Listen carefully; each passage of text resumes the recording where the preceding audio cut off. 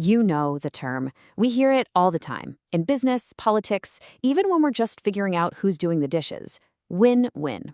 It sounds perfect, right? Everyone walks away happy.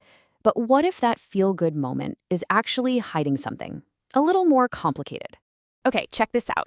This is how one researcher, MMA Door, defines a win-win. A little cynical, right? It kind of suggests that behind all the handshakes and smiles, one person might be walking away with a much bigger slice of the pie. And that really gets to the heart of the problem with the whole win-win idea. It's just too vague. All right, so here's what we're going to do in this explainer. We're going to start by digging into that win-win illusion.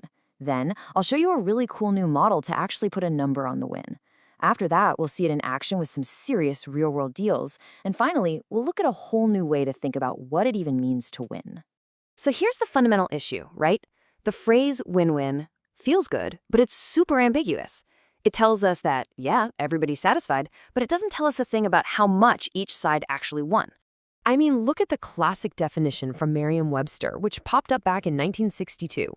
The killer word here is satisfactory. I mean, what does that really mean? What's satisfactory to me might be totally different from what's satisfactory to you. It's a feeling, it's not a hard number, and that makes it incredibly, well, fuzzy. And that leads us right to the big question.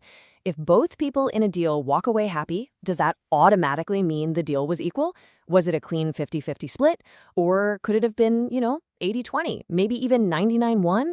The simple win-win label just doesn't tell us.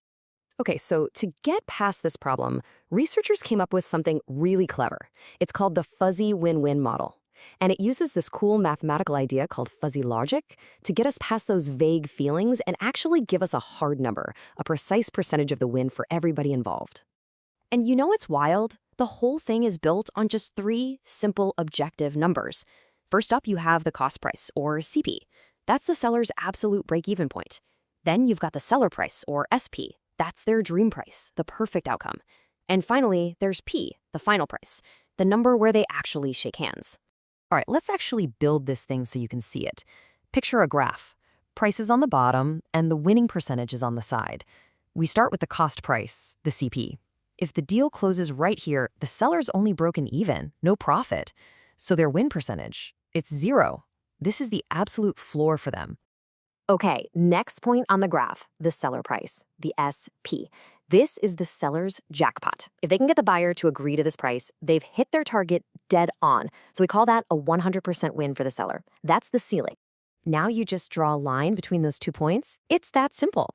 As the final price moves up from the cost price towards that dream seller price, the seller's win percentage climbs right along with it in a perfect straight line from 0 to 100. It makes total sense, right? The higher the price, the bigger the win for the seller. But here's where it gets really cool. When we add the buyer, their win is the exact opposite, a mirror image. For them, a 100% win is paying the absolute lowest price, the seller's cost price. And their win drops to 0 if they pay that top seller price. The space where these 2 lines cross, that's what we call the fuzzy win-win zone. Any deal in this zone is a win-win. But now we can see exactly who won by how much. So that's the theory. Sounds good on paper, right? But does it actually hold up in the real world? Well, let's put it to the test.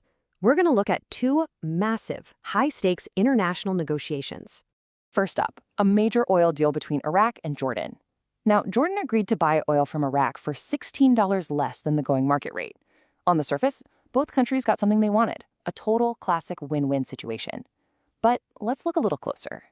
So when we plug the real numbers into our model, you can see how things swung wildly as the price of oil fluctuated. Look at this. On December 30th, it was a massive 72% win for Iraq. But fast forward just a few months to March 30th, the market totally crashed, and suddenly it's a 100% win for Jordan. And then on July 13th, it hit a perfect 50-50 split. Amazing, right? So over the entire life of the deal, who really got the better end of it? Well, when researchers crunched all the numbers, Jordan's average winning percentage came out to 55%. So yeah, both sides won, but one side was consistently winning just a little bit more. And when you see it as a simple bar chart like this, it becomes crystal clear. It wasn't a total blowout, but it definitely wasn't a tie. The fuzzy win-win model reveals a whole layer of detail that the simple win-win label just completely glosses over. Okay, Let's look at another one. This time, it's between giant global mining companies, the sellers, and the big steel producers, the buyers. They're negotiating the price of iron ore. And this case is incredible because it shows how a huge global event can completely flip who has the power in a deal. Okay, so from 2005 to 2008, the world was hungry for steel. Demand was through the roof. The mining companies, the sellers, had all the cards, and the model shows it. They were scoring win rates of 90, even 100%. And then 2008 happened. The global financial crisis hits, demand just evaporates. All of a sudden, the buyers are in the driver's seat.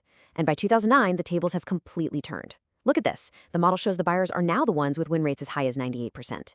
So it's pretty obvious this model is a powerhouse for business and economics. But the real magic, I think, is how it can let us redefine winning in almost any situation you can think of.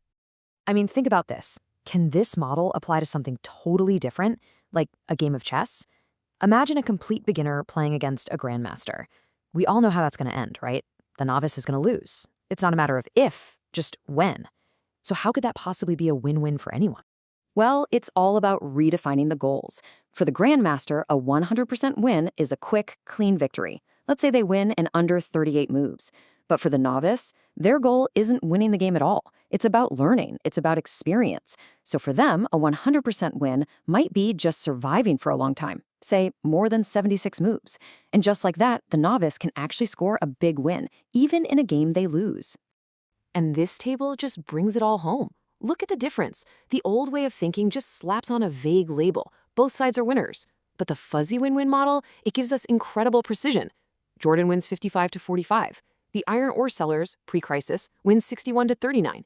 Even in that chess game, if it goes 50 moves, the grandmaster gets a 68% win, but the novice gets a totally respectable 32% win just for hanging in there. It completely changes how we see the outcome. So this model, it's like a powerful new pair of glasses. It proves that just because everyone feels good about a deal, it doesn't mean the deal was equal. And that leaves us with a final question for you.